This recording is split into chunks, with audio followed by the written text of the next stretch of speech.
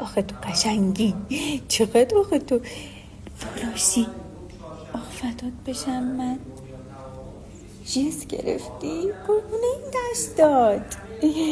تو زندگی منی، همه کس منی، پسر خوشگل من، دردونه من، جونم. خدا قربونه این دستات.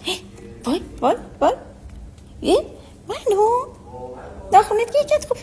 من چیکار کردم مگه؟ داشتم ازت تعریف میکردم. جنات سوارت شدن امروز؟ کش کش کش کش. جناش برین، جنای من خواهم برین. کش کش کش کش. خب من داشتم ازت تعریف میکردم، گفتم چقدر تو خوشگلی. مروش خان بیا ماما، بیا اینجا، بیا پسرم، بیا با هم دیگه کشتی بگیریم من تو هم. بودو بیا بیا تو بیشتر حریف من با تو کشتی بگیره. بیافش می بغل گرفته. ای نه حالا چرا مثل تیمور لنگ پاهات کج شده؟ یکی مغربه یکیش مشرق. پاشو بابا تو رو چه زنده ام من. پاشو غذا آماده، زانوی غم بغل نگیر. پاتو میاری بالا، فقط داری واسه هم فیلم بازی میکنی. آره ای خدا الان پات درد میکنه زمین نمیذاری؟ لیس میزنه پاش خوب بشه. ای خدا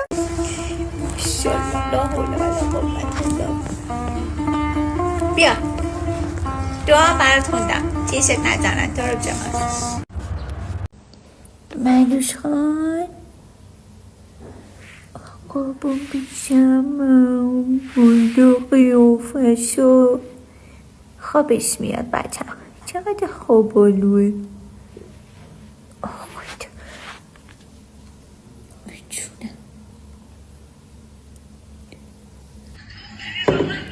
تو جون منی من جون منی، بلو بری پایین بیای تو مال منی.